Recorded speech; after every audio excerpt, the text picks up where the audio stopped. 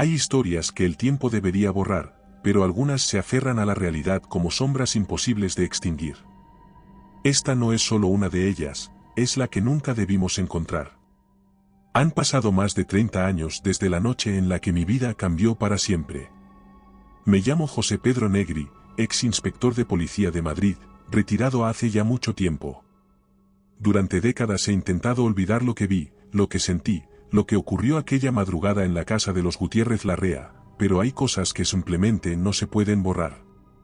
No cuando cada sombra, cada reflejo y cada sonido en la oscuridad me recuerdan que lo que ocurrió aquella noche no terminó allí. Desde entonces, he vivido con la sensación de que algo me observa, de que en cualquier momento volverá. Quizá nunca se haya ido. El caso Vallecas quedó registrado en un informe policial, un documento que nunca debió existir, porque lo que contenía desafiaba toda lógica, todo sentido de la realidad. Fui yo quien lo escribió, con la mano temblorosa y el corazón latiendo como un tambor dentro de mi pecho. Relaté lo que vi, lo que oí, lo que experimenté junto a mis compañeros. No añadí nada, no exageré nada.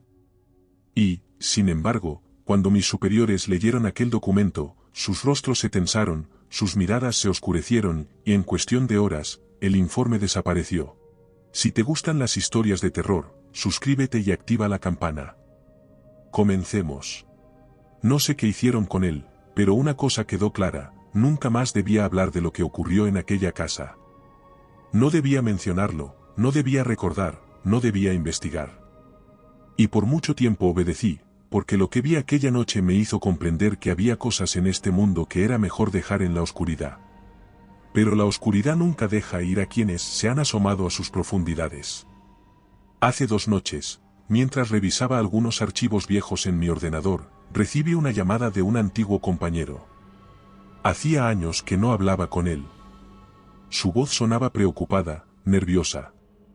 No tardó en ir al grano: Negri, alguien ha publicado tu informe en internet. Mi corazón se detuvo por un instante. No podía ser. Aquel documento había desaparecido hace años, había sido enterrado por la burocracia y el miedo. ¿Dónde lo viste?, pregunté con la garganta seca. Me explicó que apareció en un foro de casos paranormales, acompañado de fotografías de la casa de los Gutiérrez Larrea, algunas recientes. Pero lo más extraño de todo es que el informe desapareció en menos de 24 horas. Eliminado. No por los administradores del foro, no por el usuario que lo subió. Simplemente desapareció. Como si nunca hubiera estado allí. Esa noche apenas pude dormir. Me quedé en la cama con los ojos abiertos, repasando mentalmente cada palabra, cada detalle de la conversación con mi antiguo compañero. Algo no cuadraba.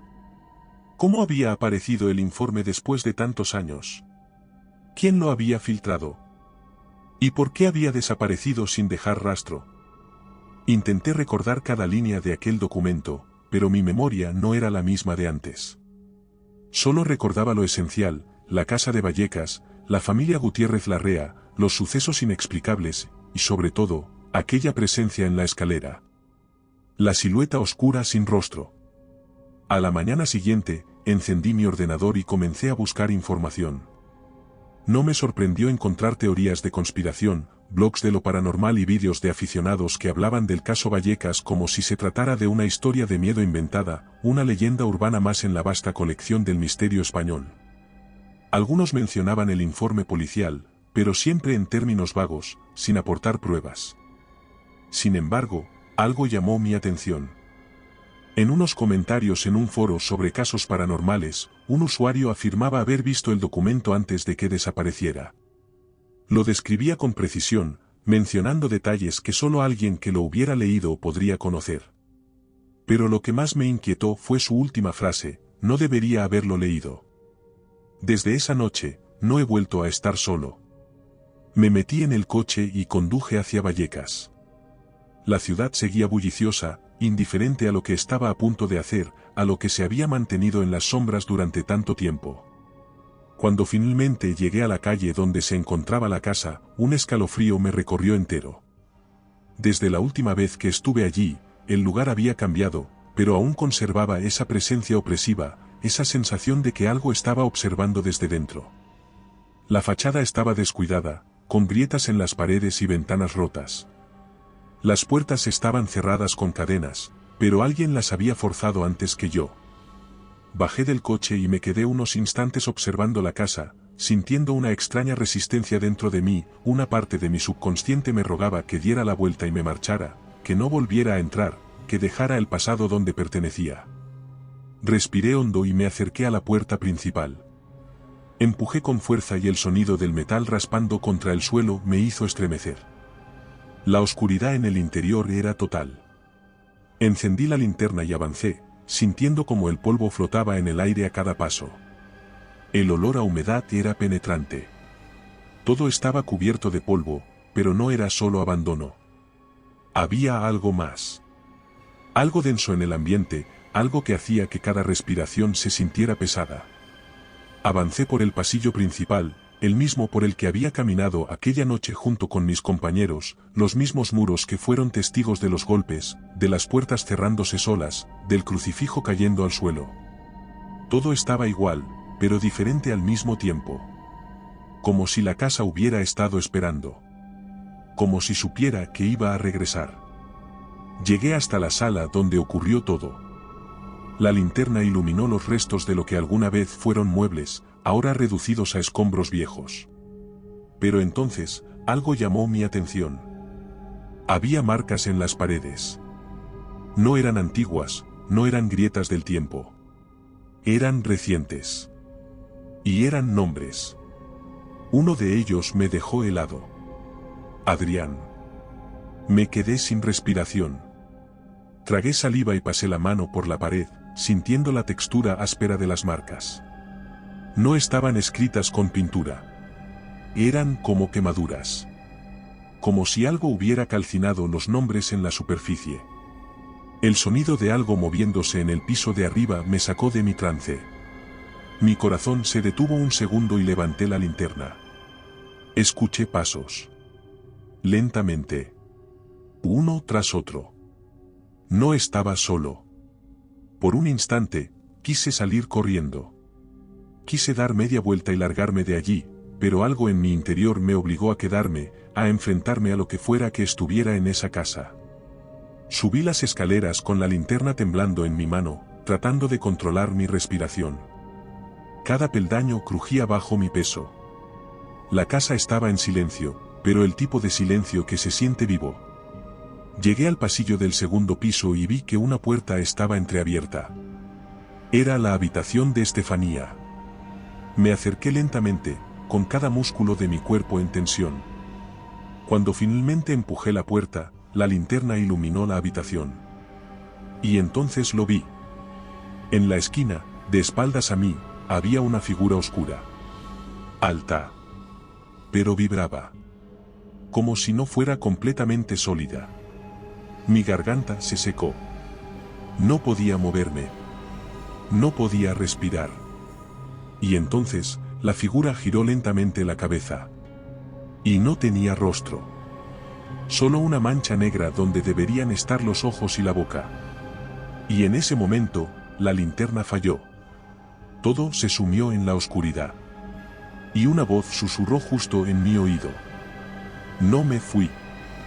El aire se volvió espeso, irrespirable, como si la misma casa hubiera dejado de ser un lugar físico y se convirtiera en una prisión de sombras vivientes. Mi linterna falló por completo y me quedé sumido en la más absoluta oscuridad. Los latidos de mi corazón retumbaban en mis oídos. La sensación de que algo se movía a mi alrededor, algo que no necesitaba luz para verme, algo que siempre había estado allí, esperando. Intenté encender la linterna de nuevo, golpeándola con la palma de la mano mientras retrocedía con pasos torpes. El suelo debajo de mí crujió como si estuviera podrido. Este relato es similar a los que hay en nuestro libro en Amazon. Si quieres más historias como esta, encuéntralo en la descripción. En un instante, sentí que algo rozaba mi brazo, una presencia fría y etérea que no era piel ni aire, sino como la ausencia misma de vida. Me paré en el acto. No quise girar la cabeza. No quise mirar. Un aliento helado acarició mi oreja y el instinto tomó el control de mi cuerpo. Eché a correr a ciegas, extendiendo las manos para no chocar contra los muebles o las paredes, pero la casa parecía más grande de lo que recordaba, como si los pasillos se hubieran alargado y la salida fuera inalcanzable. Mi pie golpeó algo en el suelo y caí de bruces, la linterna resbaló de mi mano y rodó unos metros, parpadeando antes de encenderse de nuevo con un brillo débil, suficiente para iluminar lo que tenía frente a mí. La sombra estaba allí. No caminaba, no flotaba, no se movía con normalidad. Vibraba. Era una distorsión en la realidad, una silueta hecha de oscuridad pura, pero lo peor no era eso. Lo peor era que, aunque no tenía rostro, sabía que me estaba mirando. Me empujé hacia atrás con las manos temblorosas, sintiendo el polvo y las astillas clavándose en mi piel. La figura no avanzó, pero su presencia llenaba cada rincón de la habitación, como si las paredes respiraran con ella. Entonces, en un instante de valentía irracional, tomé la linterna y la enfoqué directamente sobre la sombra. No debía hacerlo. La luz la atravesó, pero no como si iluminara un objeto común. La sombra se retorció, como si estuviera compuesta de humo negro, y de su centro surgió un sonido indescriptible, algo entre un lamento y un gruñido, una mezcla de ira y sufrimiento. Me cubrí los oídos instintivamente mientras el aire se volvía gélido y un golpe seco estremecía la casa entera. La puerta de la habitación se cerró de golpe, atrapándome dentro. Mi mente decía que debía salir de allí, que no podía quedarme ni un segundo más, pero entonces, vi algo en el suelo. Entre el polvo y los escombros, justo frente a mí, había una libreta abierta con las hojas amarillentas y cubiertas de escritura temblorosa. No era posible. No tenía por qué estar allí. Pero la reconocí al instante. Era la letra de Estefanía. Con el miedo atenazándome el pecho, alargué la mano y cogí la libreta sin apartar la vista de la sombra, que seguía vibrando, distorsionando el aire a su alrededor, como si fuera parte de otra dimensión tratando de colarse en la nuestra. Pasé las páginas rápidamente con los dedos temblorosos hasta detenerme en una frase subrayada con rabia, repetida una y otra vez, con una intensidad desesperada. No fue un error, fue una llamada. No me escuchó a mí. Escuchó a otra cosa. El aire se quedó atrapado en mis pulmones. No entendía del todo lo que significaba, pero algo en aquellas palabras me heló hasta los huesos. Estefanía no se refería a su espíritu. Se refería a algo más. Algo que había respondido cuando ella y sus amigas hicieron la huille. Algo que no era humano. Un golpe brutal sacudió la puerta detrás de mí. La sombra se contrajo y el sonido chirriante volvió a llenar el aire. Me levanté de un salto, sin pensarlo, y corrí hacia la puerta, girando el pomo con desesperación, pero estaba atascado. Otro golpe hizo que la madera crujiera y supe que no iba a aguantar mucho más. Retrocedí un par de pasos, tomé aire y me lancé contra ella con todas mis fuerzas. 1, 2, 3 veces. En el último impacto, la puerta cedió y caí al pasillo. No me detuve a mirar atrás. Corrí escaleras abajo, saltando escalones de 2 en 2, escuchando los crujidos de la madera detrás de mí, sintiendo que la sombra me seguía, que no iba a dejarme salir tan fácil. Llegué a la entrada y empujé la puerta con fuerza. Se abrió de golpe y salí tambaleándome a la calle, sintiendo el aire frío de la noche golpeándome la cara. La casa quedó en silencio tras de mí. Me giré, jadeando, y vi las ventanas oscuras, vacías. Desde fuera, parecía solo una casa vieja y abandonada.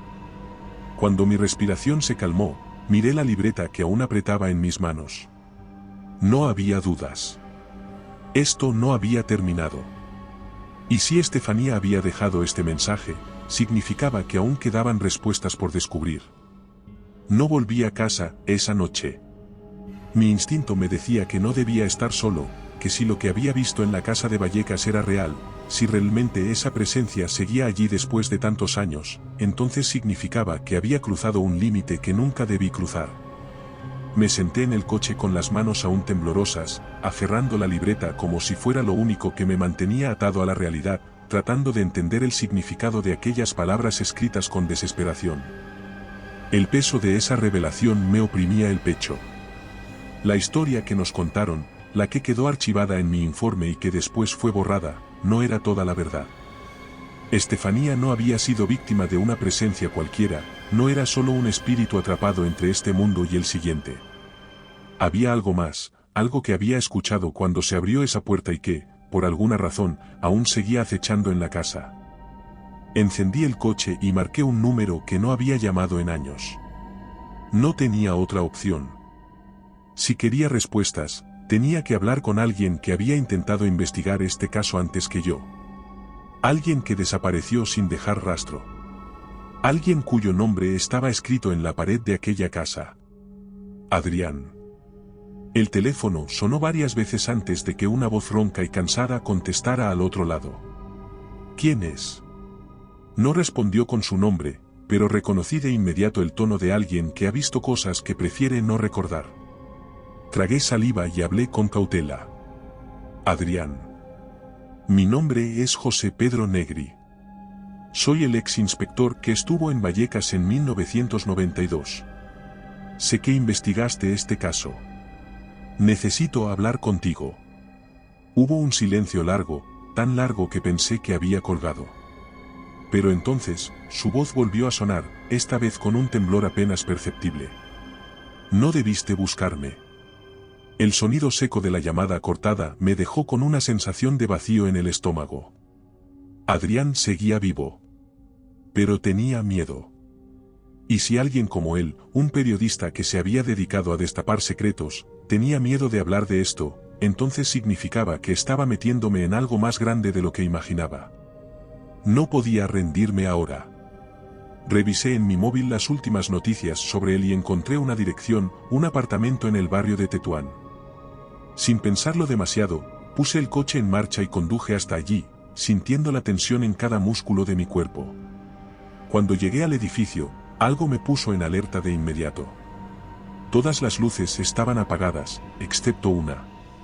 Un pequeño resplandor detrás de las cortinas en el tercer piso. Me acerqué a la puerta y llamé varias veces, pero no hubo respuesta. Probé girar el pomo y, para mi sorpresa, la puerta estaba abierta. Dudé un instante antes de entrar, pero lo hice, sintiendo de inmediato el mismo aire denso que había en la casa de Vallecas. El apartamento estaba en completo desorden, con papeles tirados por todas partes, fotografías clavadas en la pared con alfileres, todas relacionadas con el caso Vallecas. Pero lo peor fue encontrar el escritorio de Adrián cubierto con la misma ceniza negra que vi en la casa. Algo había estado allí antes que yo. Avancé con cautela por la sala, iluminando el suelo con mi móvil, hasta que vi un bulto en el suelo. Mi pulso se aceleró. Me acerqué lentamente, y, al enfocar con la luz, sentí un nudo en la garganta. Era Adrián. Estaba recostado contra la pared, con la piel pálida y las ojeras profundas, respirando con dificultad.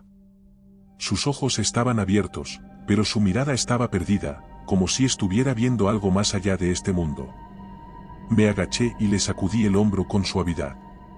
Adrián, soy Negri. Dime qué está pasando. Tardó varios segundos en reaccionar. Sus pupilas temblaron ligeramente antes de mirarme a mí, de pronto, sus manos se aferraron a mi brazo con una fuerza inesperada. Su piel estaba helada, como si hubiera estado en un lugar donde el frío no era normal. Tarde. Llegaste tarde, dijo con voz ronca, como si le costara hablar. Intenté calmarlo, pero sus dedos se apretaron más y su siguiente frase me dejó sin aliento. No está en la casa. Me siguió. Nos sigue. Un sonido hueco y profundo sonó en las paredes, como si algo enorme estuviera moviéndose dentro de ellas. Me puse de pie de inmediato, mirando a mi alrededor con la sensación de que no estábamos solos. Él intentó levantarse, pero sus piernas no le respondían. Lo ayudé a incorporarse y lo cargué hasta la salida, pero antes de cruzar la puerta, algo nos detuvo en seco. Una sombra se deslizó por el pasillo. No caminaba. No flotaba. Simplemente se movía, deformando la luz a su alrededor, como si fuera un agujero en la realidad misma. Y entonces, la voz. Suavemente, con un tono burlón, como si disfrutara de nuestra desesperación. No me fui. La luz de mi móvil parpadeó y un crujido hizo que todo el edificio temblara. Sin pensarlo, tiré de él y salimos tambaleándonos al pasillo. La sombra no nos siguió. No de inmediato. Pero sabíamos que no habíamos escapado.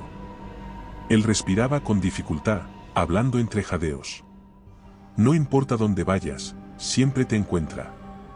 Me apoyé contra la pared, tratando de calmar mi propio pulso, mientras la realidad se asentaba en mi mente. El frío en el pasillo no parecía normal, como si el aire se hubiera llevado toda calidez. Adrián temblaba, sus pupilas dilatadas reflejaban el pánico de alguien que había visto lo que el resto del mundo se niega a aceptar. Lo agarré del brazo y lo arrastré fuera del edificio, sin atreverme a mirar atrás, sintiendo que cada sombra en la calle se alargaba más de lo normal, que cada silueta entre los postes de luz nos observaba con una intención oculta. Cuando llegamos a mi coche, lo metí en el asiento del copiloto y cerré la puerta de golpe antes de dar la vuelta y subirme de un salto, girando la llave con los dedos entumecidos por el miedo. El motor rugió con un sonido que me pareció ensordecedor en medio de la noche silenciosa y no perdí un solo segundo en pisar el acelerador, alejándome de aquel edificio con la sensación de que algo nos seguiría en cualquier momento. El periodista respiraba entrecortado, apretando los dientes como si intentara contener un grito, y cuando finalmente habló su voz era apenas un susurro tembloroso. No podemos escapar.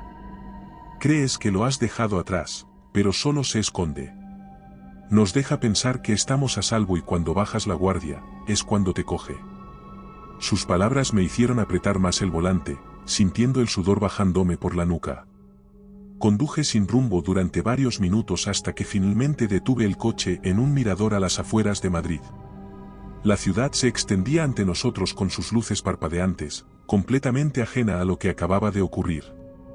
Durante un instante, me pareció imposible que la gente siguiera con sus vidas, que en algún lugar hubiera pequeños riendo, familias cenando, parejas caminando de la mano, sin tener idea de que algo como eso existía, acechando en las sombras. Eligiendo a sus víctimas sin que nadie pudiera hacer nada para evitarlo. Encendí un cigarro con manos temblorosas y le pasé otro a él, que lo aceptó sin decir nada. Solo después de la primera calada, su respiración pareció estabilizarse un poco. Lo miré de reojo y finalmente rompí el silencio. Dijiste que esto no está en la casa. Que nos sigue. Dime que sabes, todo. Él soltó el humo lentamente, con la mirada perdida en la ciudad, y cuando habló su voz tenía un tono de resignación absoluta. Todo empezó con Estefanía. Ya lo sabes. La historia que todos cuentan es que ella jugó a la Ouija y algo la siguió. Que su espíritu se quedó atrapado en la casa, que su familia sufrió por ello, que falleció en circunstancias extrañas. Pero lo que nadie cuenta es lo que realmente pasó en esa sesión. No fue un accidente. Fue un ritual. Su mano tembló ligeramente al llevarse el cigarro a los labios y en ese momento entendí que lo que estaba a punto de decir cambiaría por completo todo lo que creíamos saber del caso Vallecas. Él inhaló profundo y exhaló despacio antes de continuar. No estaban jugando a la Ouija como cualquier grupo de adolescentes. Estaban siguiendo instrucciones. Instrucciones que alguien les dio. Alguien que les dijo exactamente qué decir, qué preguntar, cómo abrir la puerta. Pero nunca les dijeron cómo cerrarla. Mi estómago se encogió al escuchar eso. ¿Quién?, pregunté. Negó con la cabeza. No lo sé. Pero Estefanía sí lo sabía. Antes de fallecer, intentó encontrarlo. Lo buscó desesperadamente, porque ella sabía que lo que habían traído no era un espíritu cualquiera. No era humano. Y lo peor es que no la escuchó a ella. Escuchó a otra cosa. La misma frase que había encontrado en la libreta de Estefanía. No fue un error. Fue una llamada. Me pasé una mano por la cara, sintiendo una presión creciente en el pecho. Todo este tiempo habíamos creído que Estefanía había sido una víctima, pero ¿y si no? ¿Y si ella había sido quien lo trajo? ¿Y si ella fue quien lo alimentó, quien le dio poder, sin darse cuenta de lo que hacía? Le miré con el corazón latiéndome en la garganta. Dices que ella buscó a quien les dijo qué hacer. ¿Crees que lo encontró? Asintió lentamente. Sí. Pero no vivió lo suficiente para decirle a nadie quién era. El silencio cayó entre nosotros como una sentencia. Finalmente, Adrián tomó aire y habló con decisión. Si queremos acabar con esto, tenemos que encontrar a esa persona. La que inició todo. La que les dijo qué hacer. Si alguien sabe cómo cerrar esa puerta, es él. Asentí sin pensarlo 2 veces. Ya no había marcha atrás. Ahora sabía que esto no era solo un caso sin resolver. Esto era algo más grande, algo que había estado oculto por años y que ahora nos había elegido a nosotros. Pero sí había una posibilidad, aunque fuera mínima, de encontrar a quien estuvo detrás de esto, de entender que era exactamente lo que Estefanía y sus amigas liberaron esa noche. Tenía que hacerlo. Porque si él tenía razón, si esto realmente nos estaba siguiendo, entonces no se detendría hasta tomarnos por completo. Saqué la libreta de Estefanía y pasé las páginas hasta el final, buscando cualquier pista, cualquier indicio. Y entonces lo encontré. Un nombre escrito en la última hoja, con una caligrafía temblorosa y casi ilegible. Marisa. ¿Quién es Marisa?, pregunté en voz baja, mostrando la página. No habló de inmediato, pero su rostro lo dijo todo. Se quedó mirando el nombre escrito en la libreta con una mezcla de pánico y negación, como si verlo allí confirmara sus peores temores. Se pasó la lengua por los labios secos y dejó caer el cigarro a medio consumir en el suelo, aplastándolo con la suela del zapato mientras negaba con la cabeza de manera casi imperceptible. No puede ser. Marisa dijo su nombre como si pronunciándolo en voz alta pudiera hacer que desapareciera, como si al ignorarlo pudiera evitar lo que vendría después. Me incliné hacia él con el corazón latiéndome con fuerza. ¿Quién es ella? ¿La conoces? Él tragó saliva, su mirada fija en la hoja. Finalmente, alzó la vista y me miró con algo muy parecido a la desesperación. Ella era una de las chicas que estuvieron con Estefanía aquella noche. Mi mente empezó a procesar la información a toda velocidad, encajando piezas que hasta ese momento no tenía. Siempre se habló de que Estefanía y sus amigas habían jugado a la Ouija en el colegio, pero sus nombres nunca fueron revelados. Solo se supo de ella porque fue la única que sufrió las consecuencias de manera pública, la única cuyo tormento trascendió más allá de las paredes de la casa de Vallecas. Pero las otras, ellas nunca hablaron, nunca aparecieron en los informes, nunca volvieron a ser mencionadas. Y ahora, después de todos estos años, la libreta me estaba guiando directamente a una de ellas. El periodista se pasó las manos por el rostro, como si intentara despejarse del peso de los recuerdos. Busqué a las otras, ¿sabes? Cuando investigué el caso. Quise encontrar a sus amigas, preguntarles qué pasó exactamente esa noche, pero era como si se las hubiera tragado la tierra. Ninguna de ellas dejó rastro. Hasta donde pude averiguar, algunas se mudaron, otras simplemente desaparecieron del mapa. Pero Marisa, ella, fue diferente. Se quedó en Madrid. O al menos eso creí. Sus dedos tamborileaban nerviosamente sobre su rodilla, su pie golpeaba el suelo con un ritmo irregular. Lo miré con seriedad. ¿Qué pasó con ella? Intenté contactarla hace años. Conseguí una dirección. Fui hasta su casa, pero cuando llegué no había nadie. La casa estaba vacía. Cerrada con tablas. No parecía abandonada hace mucho tiempo, pero sí lo suficiente como para que fuera evidente que alguien había querido marcharse con prisa. Pregunté a los vecinos, pero nadie me dio respuestas claras. Unos decían que se había mudado, otros que se había ido sin avisar a nadie, y hubo uno, solo uno que me dijo algo que nunca olvidé. Su mandíbula se tensó y su voz bajó un poco, como si temiera que alguien más pudiera escucharnos. Me dijo que Marisa nunca se mudó. Que una noche simplemente dejó de estar allí. Que su casa amaneció vacía, pero que durante varios días después de su desaparición los vecinos escuchaban golpes en las paredes y susurros dentro de la casa. Me miró fijamente, su expresión endurecida. No hay fotos recientes de ella. No hay redes sociales, no hay documentos, nada. como si nunca hubiera existido. Pero si su nombre está en la libreta de Estefanía, entonces significa que ella sabía algo. Tal vez fue la última persona que vio antes de que falleciera. Tal vez ella también intentó encontrar respuestas. Sentí la presión de la libreta en mi mano, como si el papel tuviera más peso del que debería.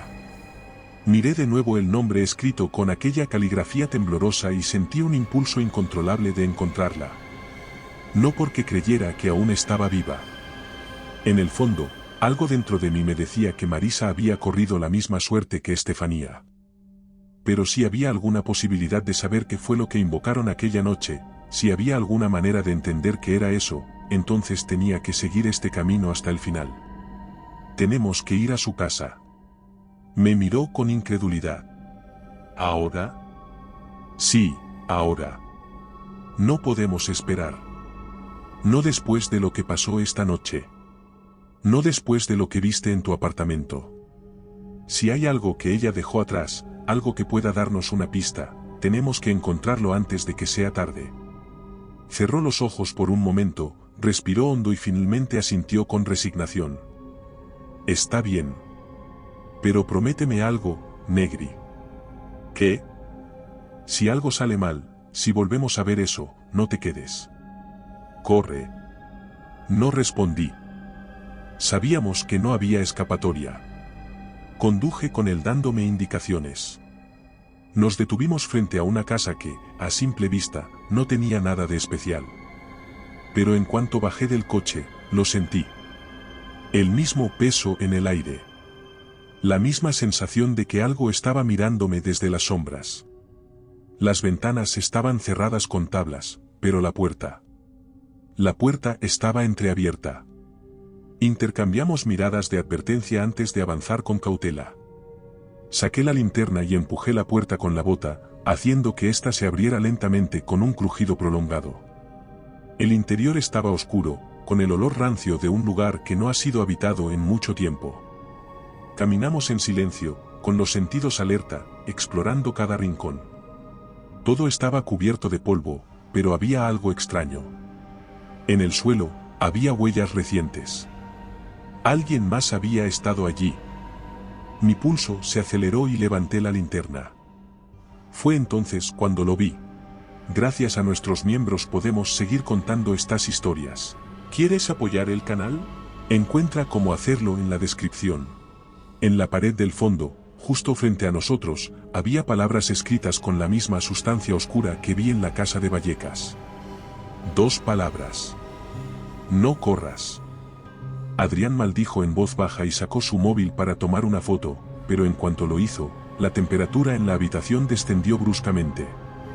El sonido de un golpe seco retumbó en la casa. Algo se movía en el pasillo. Giré la linterna de inmediato y lo vi. Una sombra en la puerta. Alta. Fija. Vibrante. Pero esta vez, no se quedó quieta. Avanzaba con movimientos rígidos, torpes, pero innegablemente reales, como si fuera un cuerpo al que la gravedad apenas podía sostener. Su silueta vibraba, distorsionando la luz a su alrededor, una aberración en la realidad que hacía que cada fibra de mi ser dijera que debía huir. Pero no podía. Mis piernas estaban clavadas en el suelo, como si el miedo me hubiera convertido en una estatua. Sentí al periodista a mi lado, completamente tenso, con su móvil aún en la mano, el brillo de la pantalla reflejándose en su rostro sudoroso. Su respiración era entrecortada, pero cuando habló, su voz apenas fue un susurro desesperado. Negri, dime que también lo ves. La sombra dio otro paso, su forma se alargó y contrajo en un parpadeo, como si la propia existencia le costara esfuerzo. Fue entonces cuando lo escuché. No el susurro rasposo que ya conocía, no la burla de, no me fui. No.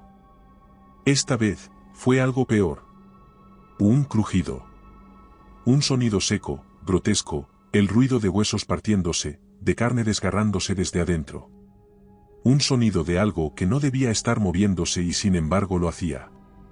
Sentí náuseas al darme cuenta de que venía de la sombra misma, como si cada paso que daba la estuviera destrozando y reconstruyendo a la vez. Y entonces, de pronto, se detuvo. No se quedó mirándonos, porque no tenía ojos. No respiraba, porque no tenía boca. Pero en cuanto su cuerpo tembló con espasmos irregulares, supe exactamente lo que estaba a punto de hacer. Iba a correr hacia nosotros. Mi cuerpo reaccionó antes de que mi mente pudiera procesarlo. Me giré de golpe, agarré a Adrián del brazo y lo empujé hacia la puerta trasera de la casa. «¡Corre!», grité con toda la fuerza de mis pulmones, pero ni siquiera terminé la palabra cuando sentí el aire cortarse detrás de mí. No miré atrás. No quise ver cómo la sombra se lanzaba sobre nosotros. Solo escuché el golpe brutal de algo chocando contra la pared donde estábamos hace un segundo, el sonido de la madera crujiendo y astillándose como si un objeto hubiera atravesado la casa con la fuerza de un huracán. Corrimos sin dirección, sin pensar, esquivando muebles viejos y papeles esparcidos en el suelo, con la adrenalina empujándonos hacia la única posibilidad de escapar. La casa parecía más grande de lo que era, como si los pasillos se hubieran estirado, como si la oscuridad estuviera jugando con nosotros. Pero entonces, vi la puerta trasera. Unos metros más. Solo unos metros más. El periodista iba unos pasos delante cuando de pronto tropezó y cayó al suelo con un golpe seco. «Joder», gruñó, llevándose la mano al tobillo. Me detuve en seco y me incliné para levantarlo, pero entonces lo sentí. El frío. No el frío común de la noche ni la humedad de un lugar abandonado. Era un frío absoluto, gélido, un vacío helado que me hizo saber que estaba justo detrás de mí. Y luego una mano. Un toque real. Algo helado y áspero me agarró del hombro. El pánico me golpeó con tanta fuerza que grité sin control, sacudí el cuerpo con todas mis fuerzas y me giré en el acto, lanzando un golpe al aire con la intención de quitarme eso de encima. Pero no había nada. Nada. Solo la puerta trasera, abierta de par en par, con la noche esperándonos al otro lado. Me temblaban las manos. Sentía el ardor en la piel donde me había tocado. Pero no me detuve a pensar. Agarré al periodista por debajo del brazo y lo levanté a la fuerza, arrastrándolo sin cuidado hacia la salida. Cruzamos la puerta y caímos sobre el suelo de cemento del patio trasero, rodando por la inercia. Respiré con dificultad, sintiendo que mis pulmones se encogían, con los oídos zumbándome por el esfuerzo. Él gimió de dolor a mi lado, llevándose la mano al tobillo. Nos quedamos allí, en el suelo, con la única compañía del viento nocturno. No hubo más sonidos. No hubo más crujidos. Pero eso no significaba que habíamos escapado. Él levantó la vista hacia la puerta de la casa, su rostro pálido y empapado en sudor. Yo también miré. Y allí estaba. De pie, en el umbral, mirándonos sin ojos. No nos movimos. No hicimos el más mínimo ruido. Porque sabíamos que, si lo hacíamos, si dábamos un solo paso en falso, tal vez la cosa que estaba en esa puerta decidiera que esta vez no nos dejaría ir. Pero entonces, sin previo aviso, la puerta se cerró sola con un golpe seco que hizo temblar las paredes. El eco del impacto retumbó en la noche como un disparo y el silencio que quedó después fue aún peor. No podíamos ver nada en el interior, solo la oscuridad absoluta que se tragaba la entrada de la casa, pero eso no significaba que la cosa ya no estuviera allí. Él se llevó una mano temblorosa al rostro y dejó escapar un suspiro entrecortado antes de mirar su tobillo hinchado. «No puedo caminar bien», dijo con miedo. «Tenemos que irnos antes de que vuelva». Asentí sin decir nada. Lo ayudé a ponerse de pie y lo sostuve, arrastrándolo con esfuerzo hasta la parte delantera de la casa donde mi coche seguía aparcado. El barrio estaba desierto, como si el tiempo no hubiera avanzado desde que llegamos. Abrí la puerta del copiloto y lo ayudé a subir, cerrando de inmediato y revisando con la mirada cada sombra a nuestro alrededor antes de rodear el vehículo y subirme. Metí la llave en el contacto con dedos entumecidos y la giré. El motor rugió con fuerza y por un momento sentí un alivio fugaz, como si el sonido del coche fuera lo único que nos mantenía anclados a la realidad, pero entonces, justo cuando estaba a punto de acelerar, un golpe seco retumbó en la ventanilla del lado de él. Ambos nos giramos de inmediato con miedo, pero no era la sombra. Era un hombre. Un hombre vestido con un traje oscuro, de cabello corto y expresión inexpresiva. Nos quedamos paralizados mientras el desconocido inclinaba ligeramente la cabeza y señalaba hacia abajo con la mano, indicándome que bajara la ventanilla. No lo hice de inmediato. Algo en él me puso en alerta, algo en su postura rígida, en su forma de mirarnos sin emoción, en la manera en la que había aparecido de la nada sin que lo escucháramos llegar. Pero el hombre no se inmutó, no se movió ni un milímetro, solo esperó pacientemente. Con el corazón latiéndome con fuerza, bajé la ventanilla lentamente, apenas unos centímetros, lo suficiente para escuchar lo que tenía que decir. No deberían estar aquí, dijo con una voz profunda y perfectamente controlada, sin un atisbo de duda o sorpresa. Adrián tragó saliva y se inclinó un poco hacia la ventanilla. ¿Quién eres? El hombre no respondió de inmediato. Nos estudió con una mirada fría, calculadora, como si estuviera midiendo cuánto sabíamos antes de decidir qué hacer con nosotros. Esto no es un juego, continuó finalmente, ignorando la pregunta. No tienen idea de lo que están despertando.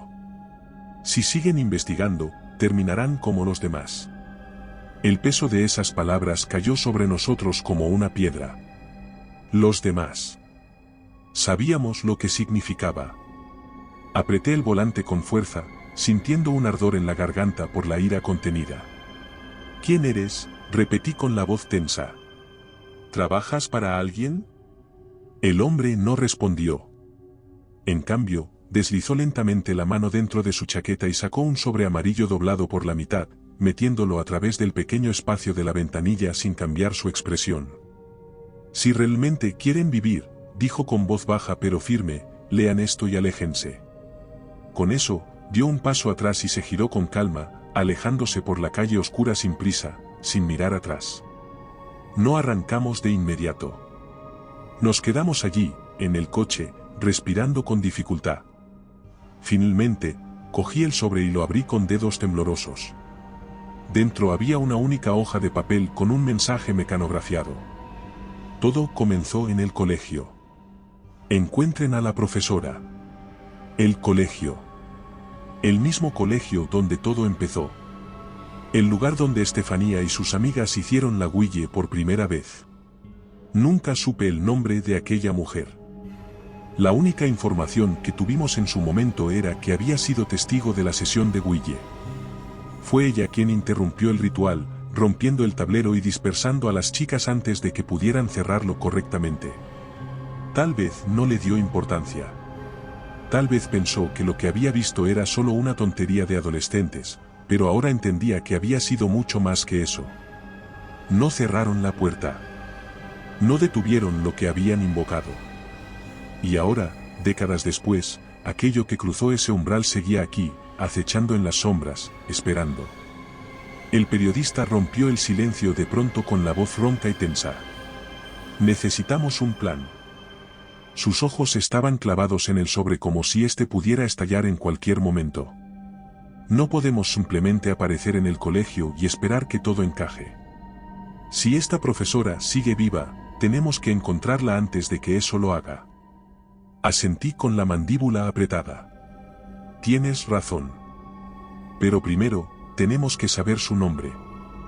Revisé el tablero del coche, saqué mi móvil y marqué el número de un viejo contacto, alguien que aún trabajaba en la policía y que, si tenía suerte, podría ayudarme sin hacer demasiadas preguntas. La llamada sonó varias veces antes de que una voz adormilada respondiera con desgana. Negri, ¿tienes idea de qué hora es? Ignoré la queja y fui directo al grano. Necesito un favor. Urgente. Es sobre el caso Vallecas. El silencio al otro lado fue inmediato. Sabía lo que estaba pensando. Para la mayoría de mis antiguos compañeros, el caso Vallecas era un tema prohibido, un expediente que nadie quería tocar, algo que todos fingían que nunca había ocurrido. Pero él aún me debía un par de favores. Finalmente, suspiró y su tono cambió. Dime qué necesitas. Exhalé aliviado. Quiero el nombre de la profesora que estaba en el colegio cuando Estefanía y sus amigas jugaron a la huille. La que las descubrió. Mi contacto maldijo en voz baja. No sé si podré encontrar eso. Han pasado muchos años. Hazlo, insistí. Y date prisa. Colgué sin darle oportunidad de negarse y me dejé caer contra el asiento, sintiendo la presión en mi pecho aumentar con cada minuto que pasaba. Si te gusta este relato, en nuestro libro encontrarás muchas más historias como esta. La ciudad pasaba a nuestro alrededor en un parpadeo de luces intermitentes, edificios altos y calles vacías. Nos detuvimos en una gasolinera para tomar aire y despejarnos un poco. Entonces, mi pantalla parpadeó. Por un instante, pensé que era un fallo del sistema. Pero cuando la imagen regresó, un mensaje apareció en la parte superior. Número desconocido, no la busquen. El frío me recorrió la espina dorsal. La piel de mis brazos se erizó mientras miraba fijamente las palabras en la pantalla, tratando de convencerme de que era una coincidencia, un mensaje enviado por error, pero en el fondo sabía que no era así. Alguien nos estaba vigilando. Salí del coche de golpe, con el móvil aún en la mano, y le mostré la pantalla a Adrián. Él frunció el ceño y dio una calada profunda antes de exhalar el humo lentamente. Nos están advirtiendo. Pero yo no lo veía como una advertencia. Lo veía como una amenaza. En ese momento, mi móvil vibró de nuevo. Esta vez, era mi contacto. Respondí de inmediato. Su voz sonaba más tensa que antes. Negri, encontré el nombre. Me enderecé, sintiendo un nudo formarse en mi estómago. Dímelo. Hubo un breve silencio.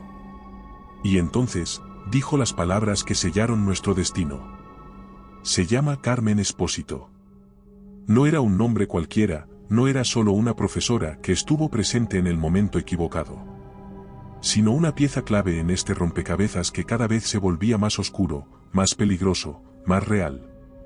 Miré a Adrián, quien exhaló el humo del cigarro con una expresión grave, entendiendo exactamente lo que significaba haberla encontrado. O al menos, haber encontrado su rastro, porque después de aquella noche en 1992, nadie supo más de ella. Se esfumó. Dejó su trabajo, su casa, su vida. Algunos decían que se mudó, otros aseguraban que enloqueció, y había quienes creían que simplemente desapareció. La pregunta ahora no era solo dónde estaba, sino si aún seguía siendo ella. Conduje en silencio mientras él buscaba en su móvil cualquier registro sobre Carmen, cualquier dirección, cualquier pista. Cada tanto murmuraba una maldición, pasaba de una página a otra, fruncía el ceño y negaba con la cabeza. No había nada. Ningún registro actual, ninguna mención. Era como si el sistema hubiera sido limpiado de su existencia. Sin embargo, después de varios minutos de búsqueda, sus dedos se detuvieron de golpe sobre la pantalla. Aquí hay algo, dijo con el tono seco de quien sabe que no va a gustarle lo que está a punto de decir. Mantuve la vista en la carretera. Dime. En 1993, justo un año después del caso Vallecas, Carmen Espósito ingresó en un hospital psiquiátrico a las afueras de Madrid. No hay más información sobre ella después de eso. Giré el volante y tomé el camino que nos llevaría hasta allí. Me miró de reojo, su pie rebotaba con nerviosismo sobre la alfombra del coche. Negri, si ella lleva tanto tiempo encerrada, si realmente sabe algo, ¿qué nos hace pensar que nos dirá la verdad? No respondí de inmediato. Sabía que había una posibilidad de que Carmen no fuera más que una sombra de lo que alguna vez fue, que su mente se hubiera roto después de lo que vio. Pero también sabía que, si alguien había logrado sobrevivir a eso, era ella. Y necesitábamos saber cómo lo hizo. El hospital se alzaba al final de un largo camino rodeado de árboles secos y retorcidos. La estructura era vieja, con una fachada descuidada que dejaba en claro que este no era un sitio donde se tratara a los pacientes con delicadeza. Aparqué frente a la entrada y bajamos del coche, sintiendo el aire helado de la noche pegándose a nuestra piel como un mal presentimiento. Cruzamos la puerta sin decir una palabra, avanzando por un pasillo iluminado con una luz artificial enfermiza. Nos recibió un enfermero de rostro cansado, con ojeras profundas y la expresión de alguien que había visto demasiadas cosas en su vida. ¿Qué necesitan?, preguntó con voz ronca, sin levantar la vista del papel que tenía en la mano. Adrián se adelantó. Buscamos a Carmen Espósito. Es paciente aquí. El enfermero levantó la vista y nos estudió por un momento. Sus ojos mostraron un destello de algo parecido a miedo. Ella no recibe visitas. Su tono fue seco. Pero yo no había llegado hasta allí para que me cerraran la puerta en la cara. Saqué mi antigua placa de policía y la puse sobre el mostrador. Soy el inspector José Pedro Negri. Estoy investigando un caso relacionado con ella. Necesito verla. El enfermero bajó la mirada hacia la placa y luego me observó a los ojos con expresión calculadora. No dijo nada durante varios segundos, pero finalmente exhaló pesadamente y asintió con la cabeza. Síganme. Lo seguimos a través de un pasillo largo y silencioso, donde las puertas de los pacientes estaban cerradas con cerrojos gruesos y el aire olía a medicamentos y desinfectante. El ambiente era opresivo, como si las paredes pudieran contar las historias de quienes habían quedado atrapados en este lugar. Finalmente, el enfermero se detuvo frente a una puerta con una pequeña ventana de vidrio reforzado. Lleva años sin hablar, dijo mientras sacaba una llave de su bolsillo. Pero si quieren intentarlo, allá ustedes. Giró la llave en la cerradura y la puerta se abrió con un sonido pesado. Dentro de la habitación, en una silla junto a la ventana, estaba ella. O lo que quedaba de ella. Su cabello estaba completamente blanco, su piel era pálida y delgada como el papel, y sus manos temblaban sobre su regazo. Miraba hacia la ventana con los ojos perdidos, como si no estuviera en este mundo. Nos miramos antes de entrar. Cerré la puerta detrás de mí y di un paso adelante. Carmen, dije con voz suave. No reaccionó. Me acerqué un poco más. Soy José Pedro Negri. Estuve en Vallecas en 1992. Sé lo que pasó. Sé lo que viste. Nada. Pero entonces, justo cuando estaba a punto de hablar de nuevo, su boca se movió. Apenas un susurro. Lo abrimos. Mi corazón se detuvo. Su voz era áspera, como si llevara años sin usarla. Lo abrimos, pero no lo cerramos. Mi garganta se secó. Carmen, dije, inclinándome un poco más. Dinos qué era. ¿Qué es lo que cruzó? Sus ojos me miraron de repente. Y en ellos no había miedo. Solo resignación. No era un espíritu. El aire pareció volverse más frío. No era un demonio. Adrián apretó los dientes. No era de este mundo. Silencio. Ella inclinó la cabeza y sonrió. Y ya los ha marcado. Me quedé helado. El enfermero apareció en la puerta de inmediato, como si supiera que eso era todo lo que íbamos a obtener. Nos hizo una seña para salir. No protestamos. Nos alejamos de la habitación sintiendo el peso de cada palabra en nuestros huesos. El aire de la noche al salir del centro parecía más frío que antes, más pesado, más presente. Nos subimos al coche y cerramos las puertas de golpe, pero ni siquiera el aislamiento del vehículo pudo borrar la sensación de que ya no estábamos solos. Apreté el volante con tanta fuerza que los nudillos se me pusieron blancos. Nos está cazando, dije sin mirarle, sin necesidad de que me respondiera. Él lo sabía. Lo había sentido en el momento en que ella pronunció esas palabras con su voz rota, con su sonrisa maldita, con esos ojos que ya no parecían pertenecer a este mundo. Arranqué el coche y salimos de allí tan rápido como nos lo permitió la oscura carretera. Adrián encendió otro cigarrillo con manos temblorosas y exhaló el humo con fuerza. Negri, ¿a qué coño nos estamos enfrentando? Su voz tenía una mezcla de furia y miedo mal contenido. Respiré hondo, tratando de organizar mis pensamientos, tratando de encajar las piezas de un rompecabezas que no obedecía ninguna lógica. No es un espíritu. No es un demonio, repetí, sintiendo un escalofrío al recordar las palabras de Carmen. Si no pertenece a este mundo, entonces lo que sea que cruzó esa noche con la Guille, no tiene nombre. No tiene reglas. Él golpeó el tablero con el puño. ¿Cómo peleas contra algo que ni siquiera entiendes? Su voz era puro pánico disfrazado de rabia y no lo culpaba. Yo mismo sentía el miedo creciendo, devorando cualquier intento de racionalizar la situación. Entonces, mi móvil vibró. Los dos nos quedamos en silencio mientras lo sacaba del bolsillo. Un mensaje de número desconocido. Ya es tarde. Levanté la vista hacia el espejo retrovisor y mi corazón se detuvo por un instante. Algo se reflejaba en la ventana trasera del coche. No giré la cabeza. No moví un solo músculo. Pero lo vi. Una sombra alta, sin forma definida, vibrando como si el aire a su alrededor estuviera deformándose. No estaba en el asiento trasero. Estaba dentro del reflejo. Como si la realidad misma estuviera empezando a romperse, como si lo que fuera eso estuviera empujando los límites de nuestro mundo para entrar en él. Adrián, dije con voz tensa, sin dejar de mirar el espejo. Él lo vio también. Y en ese instante, en ese jodido y maldito instante, la figura en el reflejo inclinó la cabeza. No tenía ojos. No tenía boca. Pero supimos que estaba sonriendo. El coche se apagó solo.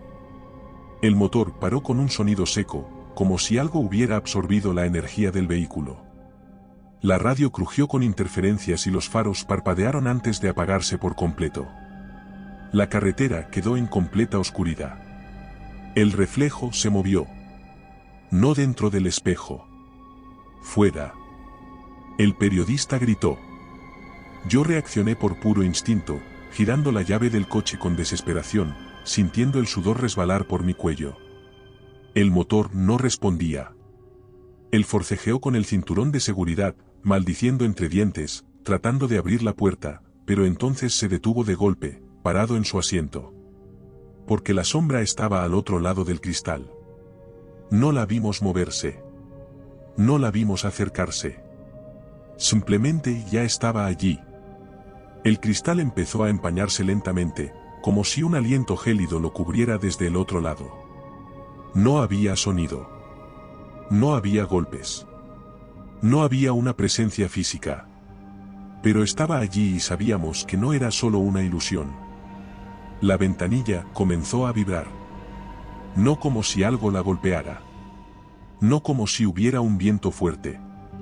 Vibraba como si el cristal estuviera a punto de desaparecer. Como si el reflejo tratara de cruzar.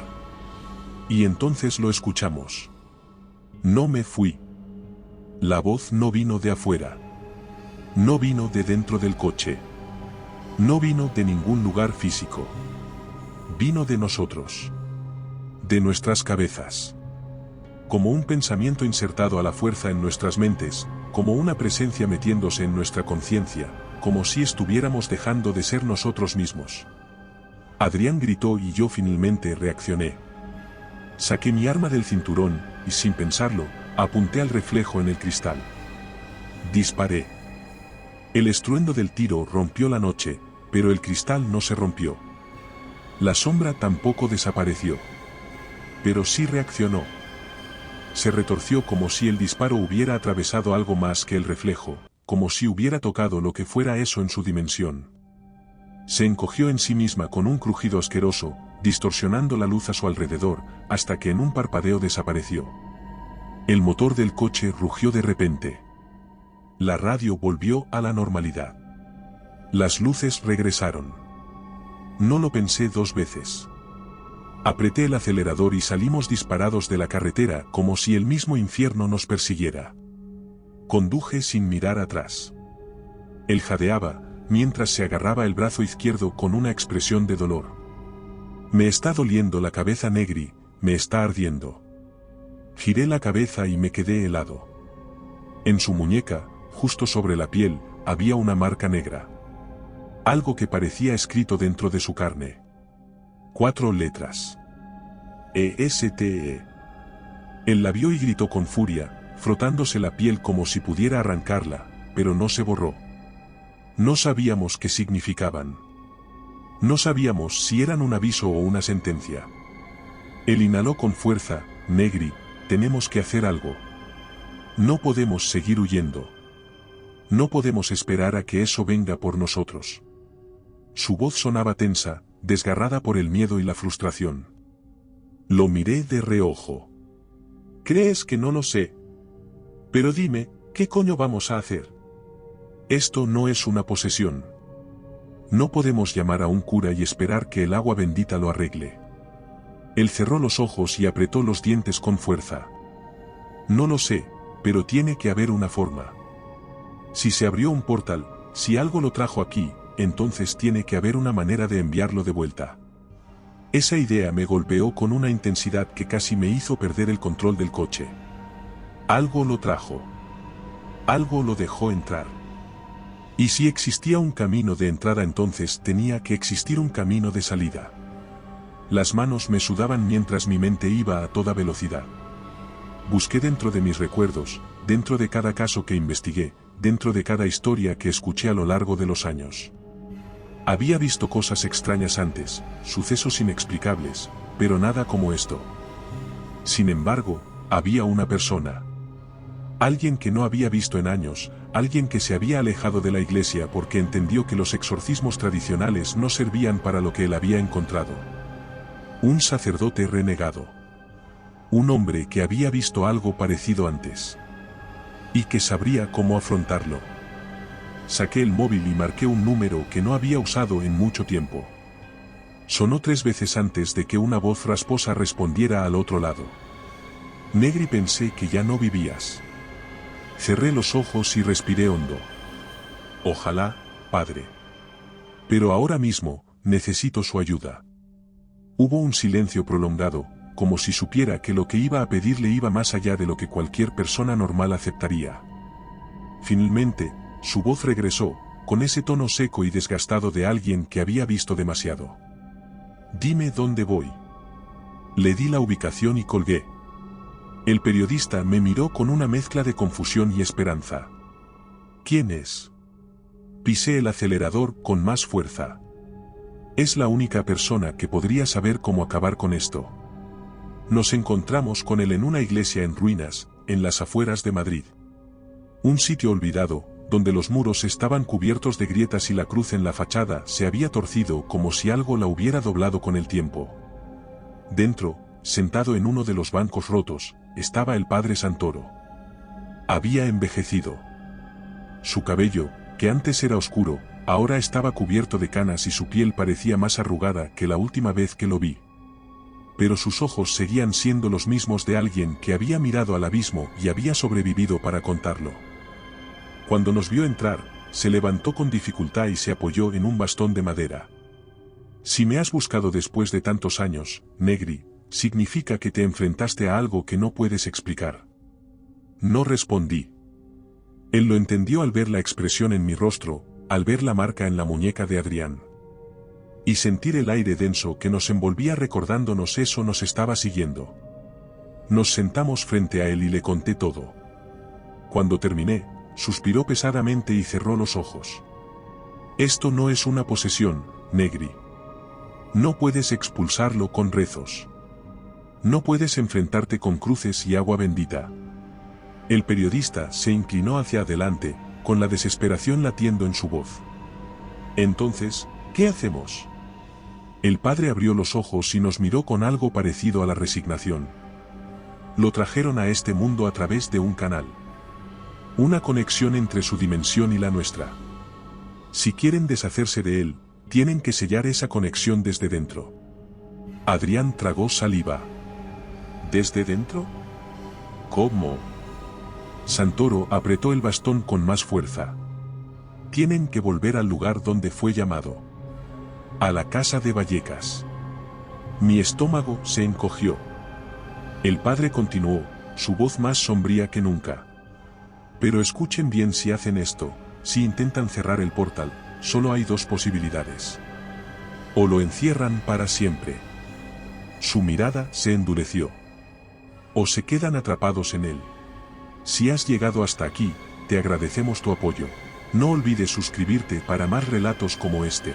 El eco de las palabras del padre seguía sonando en mi cabeza mientras volvíamos a Vallecas.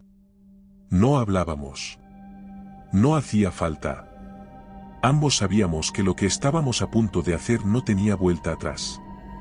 Si la única manera de cerrar el portal era desde dentro, significaba que uno de los dos tenía que quedarse. No lo habíamos dicho en voz alta, pero lo entendíamos. Algo dentro de mí lo sabía desde el momento en que decidimos regresar a la casa. Lo que sea que trajeron con la Guille en 1992 aún estaba allí, esperándonos. No quería que cerráramos la puerta. No iba a dejarnos hacerlo sin luchar. Las calles de Vallecas estaban desiertas cuando llegamos. El barrio parecía distinto, más silencioso de lo normal, como si todo el mundo supiera que algo estaba a punto de ocurrir y hubiera decidido encerrarse en sus casas. Detuve el coche frente a la casa de los Gutiérrez Larrea y sentí un escalofrío recorrerme la espalda. Saqué la libreta de Estefanía y la abrí en la última página, en las palabras escritas con tinta temblorosa que nos habían llevado hasta allí. No fue un error. Fue una llamada. Empujé la puerta de la casa. Se abrió sin resistencia. El interior estaba sumido en la penumbra, con la misma humedad pesada en el aire y el mismo polvo cubriendo el suelo, pero algo había cambiado. Avanzamos lentamente, con las linternas en la mano, recorriendo los pasillos hasta llegar a la sala principal. Fue entonces cuando lo escuchamos. Un latido. Profundo, grave, como si la casa tuviera un corazón oculto dentro de sus paredes. Intercambiamos miradas, y sin decir una palabra, seguimos adelante, subiendo las escaleras con pasos silenciosos. La puerta de la habitación de Estefanía estaba abierta. Entramos. Y allí estaba. El reflejo de lo que ella y sus amigas trajeron al jugar con la Guille. Un vacío que devoraba la luz, una presencia que no podía describirse con palabras. No tenía forma definida. No era un ente, no era un fantasma, no era nada de lo que la gente temía en las historias de misterio. Era la ausencia de todo. Y estaba esperándonos. El suelo crujió bajo nuestros pies. El aire se volvió helado. Y entonces, habló. Con pensamientos insertados en nuestras mentes. Siempre vuelven. Siempre intentan cerrarlo. Uno de ustedes debe quedarse. Mi cuerpo dejó de responder. No podía moverme. No podía hablar. El latido de la casa se volvió ensordecedor.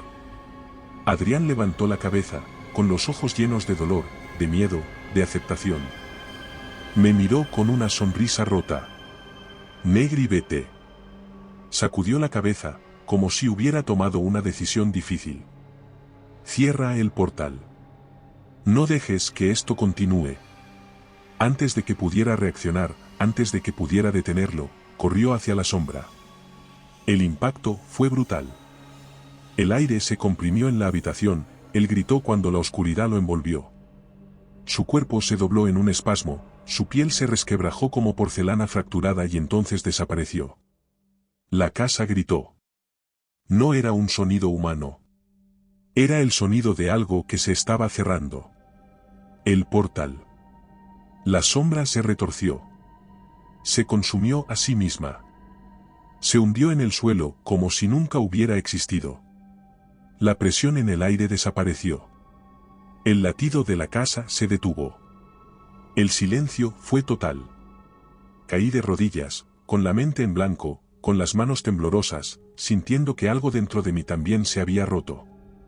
Me arrastré fuera de la casa, con las piernas temblorosas y el corazón golpeando contra mi pecho como un tambor. Mi respiración era rápida, entrecortada, y el aire estaba pesado, como si algo aún lo estuviera contaminando.